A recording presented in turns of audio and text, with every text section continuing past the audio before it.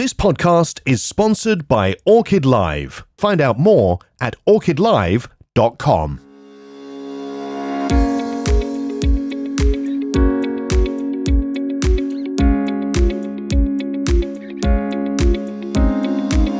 Hello and welcome to the SOM podcast. I'm Steve Randall, and this episode is one of a monthly series to help you as an occupational health professional with your CPD, as we invite specialists to share an overview of some of the topics you've told us you'd like to find out more about. My name is Jalees Razavi. I'm an occupational medicine specialist. I practice in Calgary, Canada, working with the Royal College of Physicians and Surgeons of Canada as their vice chair of the specialty. I also do a lot of contract work with other companies, including the Workers' Compensation Boards of Alberta and Ontario. Well, Jalees, thank you very much for joining me on the SOM podcast. We're talking about a topic which comes up a lot. We're talking about burnout, and this is a real issue, isn't it, in 2026? Yes, it is. And if you look at the history, Freudenberger wrote about it back in 1974, but I do believe it was even before that people were having burnout. It may be seen by others before you can even notice that you've gotten burnout. And the problem with it is that at this time, with the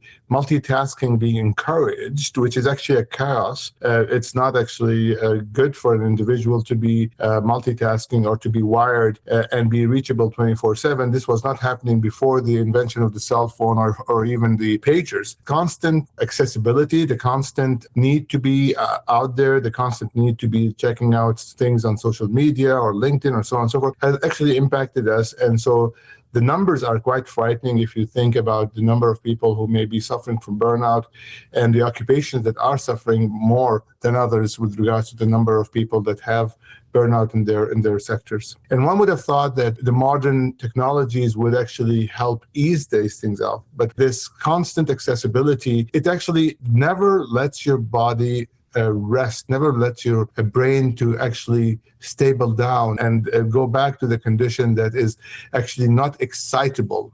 So the cycle of excitability requires to have a cycle of rest after that. But a constant excitability is what leads us to believe that burnout happens. And it's such a difficult one to deal with, because people looking at their phone, for example, and we're often all guilty of this, last thing before you go to sleep, first thing when you wake up.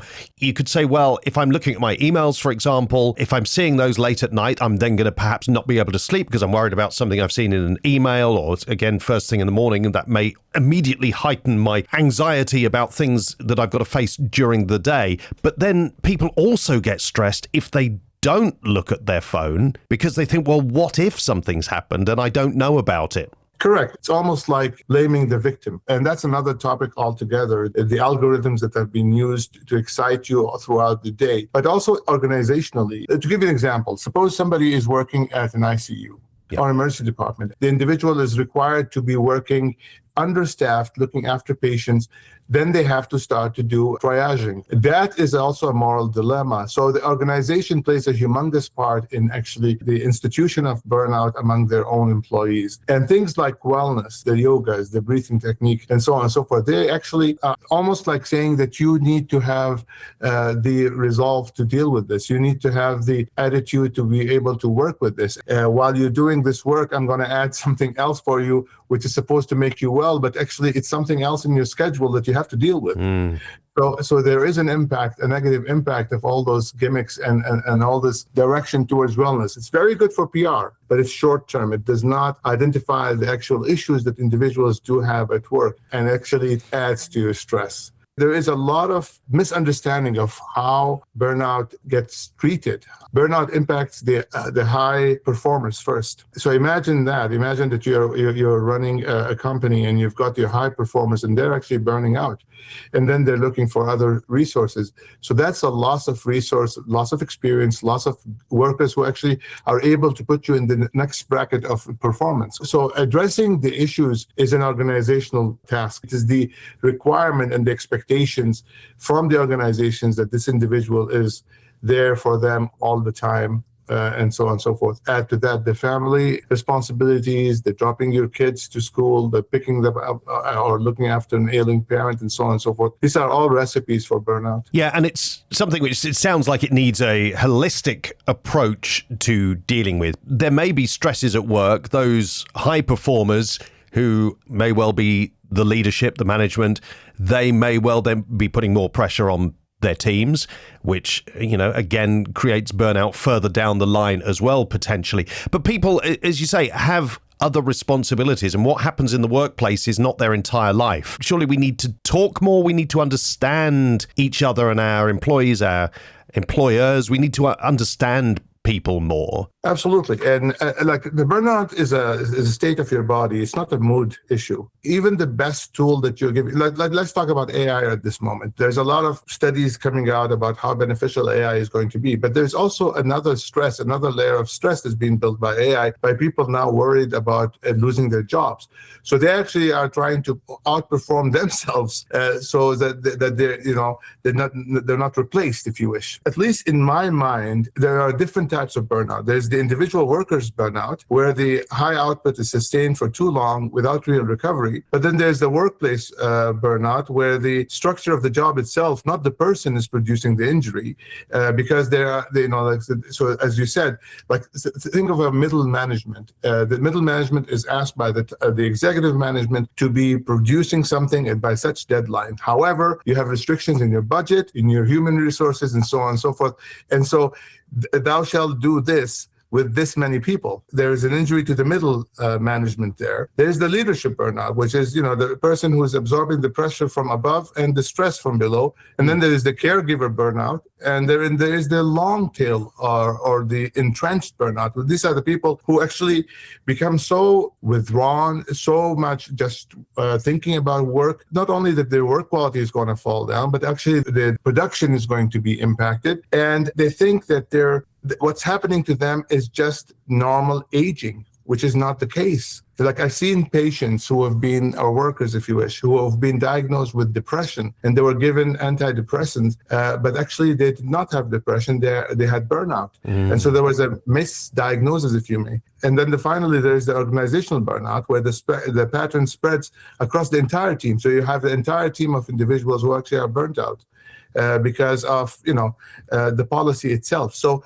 the onus of recovery from burnout is to provide the individual with control, to provide them with resources, allow them time to heal. So think of it as a battery that needs to be recharged. If you keep on recharging it too soon, for too short, the battery dies off early.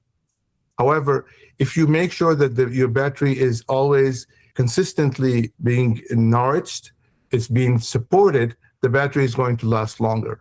So the human body is almost like that. We need to have our shutdown.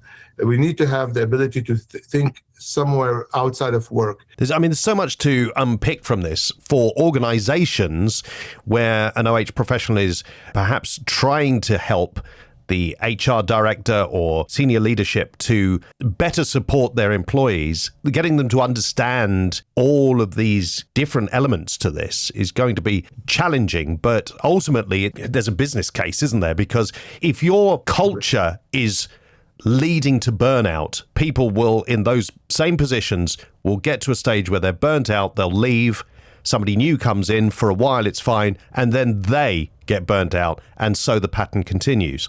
Absolutely. It's a vicious cycle. You're losing all the experience. You're losing individuals who knew the company very well, the policies very well, who actually worked for the company and do understand its culture very well. Management needs to understand the importance of addressing the issues and nip it in the bud before it becomes issues of burnout and so on and so forth. Because if you're consistently fatigued and your work performance is reducing, but suppose you are on a control panel and you're there and you're too tired to look at the control panel and something disastrous happens, that's a recipe for disaster.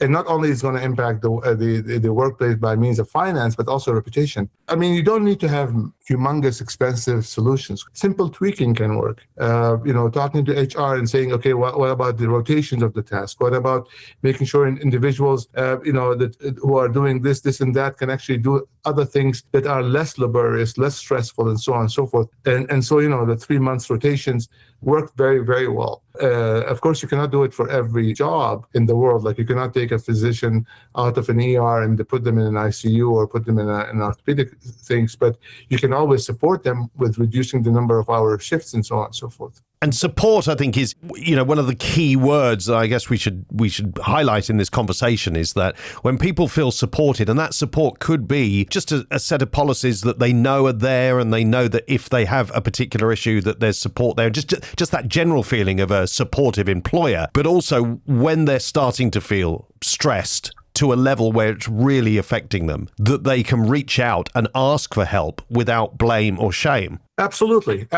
You're absolutely right. The ability to talk to your supervisor or to your colleague and say, hey, listen, I've got issues. I cannot do this. I cannot do that. That also, by the way, prevents the medicalization of non-medical issues. If I have a parent at home who is like, and the reason I'm mentioning the issues of parents and so on and so forth, because this is among the most talked about presentations of workers that I see, that they have to look after this, and that. On top of that, they have to do their 12-hour shift and so on and so forth. So that the conversation, to listen to somebody and really actively listen to them, not just hear them out, listen to them, then try to, you cannot carry the luggage for the individual as an occupational health specialist, but you can always have that conversation as an occupational health, be it a physician or a nurse, with the human resources folks, with the supervisor, and with others, of course, respecting the privacy and the confidentiality of the individual. As a team, you can actually provide active support to the individual, not just lip service. And so I hear the word lip service so much, I expect it from individuals who sometimes come to me. The other thing is that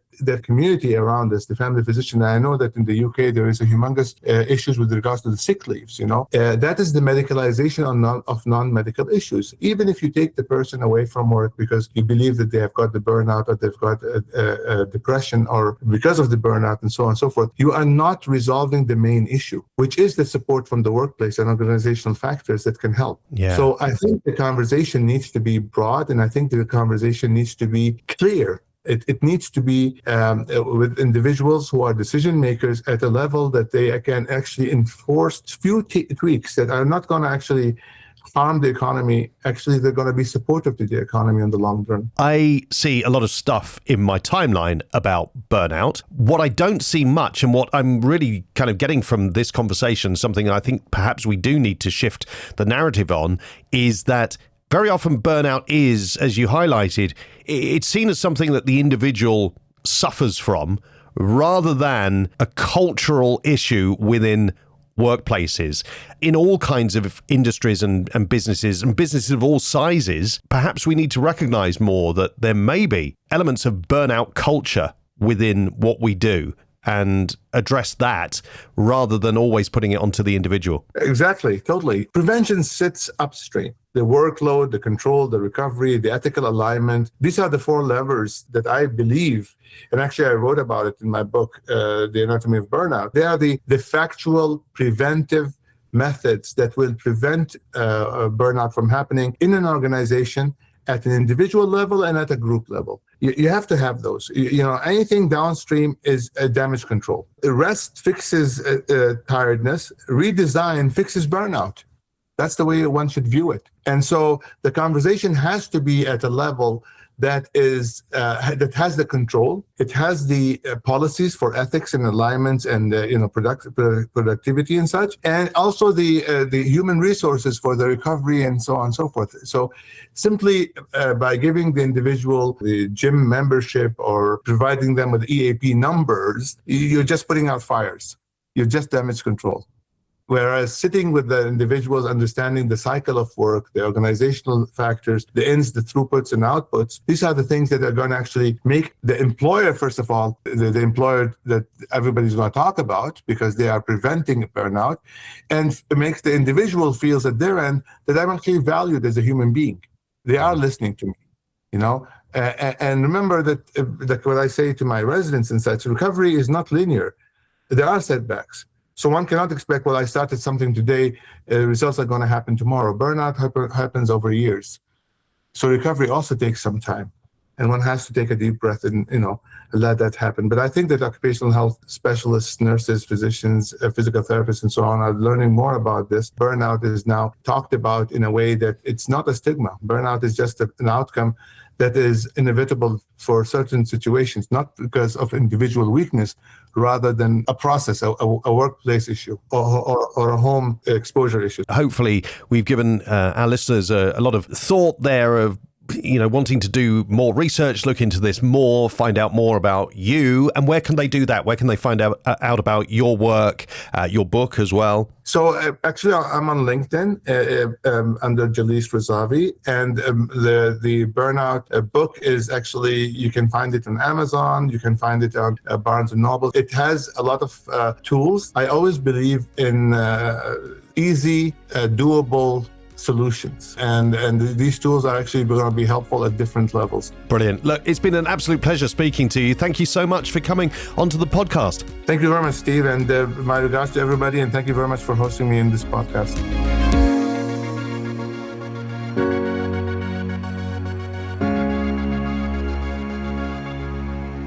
This podcast is sponsored by Orchid Live. Orchid Live is a specialist occupational health software used by a number of SOM members to run every aspect of their occupational health operations. They hold healthcare records for over 1 million UK workers and work with both in-house OH teams and OH providers. You can find out more at orchidlive.com.